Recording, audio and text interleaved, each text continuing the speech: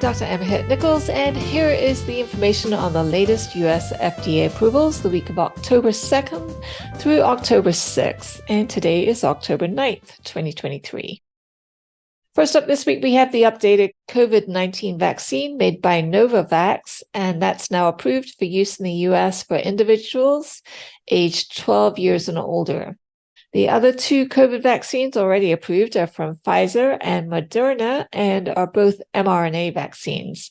mRNA vaccines carry instructions for making a SARS-CoV-2 protein, whereas Novavax's vaccine technology is more conventional, you would say, containing a purified full-length recombinant spike protein that stimulates the immune system to generate a protective immune response.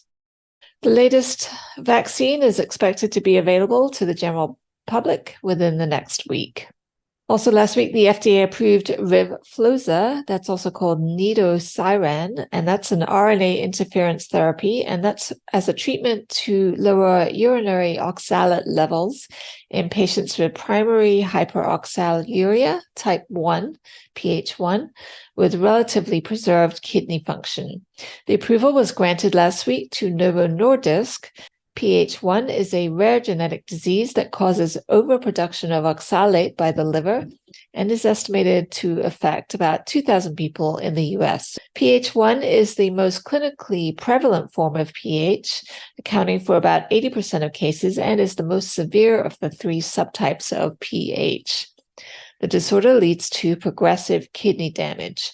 Rivfloza makes use of the GalXC RNAi platform and inhibits the production of the liver-specific lactate dehydrogenase enzyme, which is the final step of oxalate production. Rivfloza is approved for use in patients aged 9 years and older. Novo Nordisk plans to make Rivfloza available for eligible patients in early 2024. Also last week, the FDA approved an intravenous IV formulation of Cosentyx, also called secukinumab, for the treatment of adults with psoriatic arthritis, ankylosing spondylitis, and non-radiographic axial spondyloarthritis, NR-AXPAR. According to the press release from the manufacturer Novartis, Cosentyx is the only approved IV formulation that targets and blocks interleukin-17A, and it's the only non-TNF alpha IV option available in all of these indications. The new IV administration option will be available in Q4 of 2023. Cosentyx was first approved as a subcutaneous formulation in 2015. And now a word from the supporter of this episode, Nascent Medical.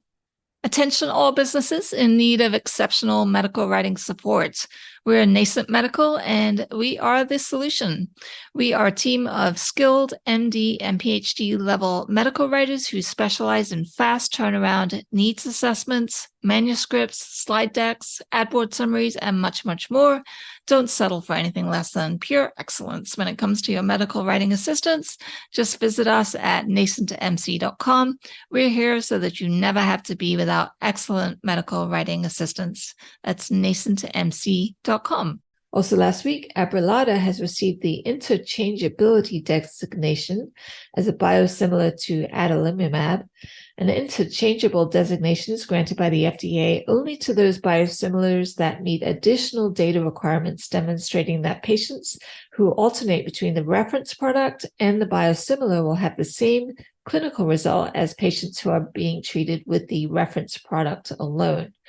This approval of Abrelada, manufactured by Pfizer, means that Abrelada can be substituted for adalimumab at the pharmacy level without the intervention or required notification of the prescribing provider where state law allows. Abrelada was first approved in 2019 and is used for treatment of several rheumatic diseases, including rheumatoid arthritis and inflammatory bowel disease. The FDA's decision was based on data from the phase 3 Reflections B538-12 study, in which the biosimilar demonstrated similar outcomes regarding pharmacokinetics, safety, and efficacy among patients who switched multiple times between the reference product and Abrelada. Another biosimilar, Siltelzer from Boehringer Ingelheim, was the first adalimumab biosimilar to receive approval as an interchangeable in July of 2023. And finally, last week, the FDA has approved an injector called Enfuse, ENFUSE, for the large volume subcutaneous delivery of Empaveli, that's also called pegcetacoplan, for adults with paroxysmal nocturnal hemoglobinuria, PNH. According to a press release from the injector's manufacturer, Enable Injections, Inc., the Empaveli injector is the first purely mechanical large volume on-body subcutaneous delivery device. The wearable injector's so-called Enfuse technology allows hands-free, hidden needle drug delivery of up to 25 milliliters. The current approval for delivery of Empaveli made by Apellis Pharmaceuticals is the first approval, but the Cincinnati-based Enable Injections is working with several other manufacturers, including CSL Behring, Roche Genentech, Sanofi, and Viridian Therapeutics. All right, that's it for this week. Thank you so much for listening. And if you think this podcast is of value, please do tell your colleagues about it. I'd much appreciate it. I'd like to increase the listening audience so as to provide the maximum value from this podcast. Thank you so much. Have a great week.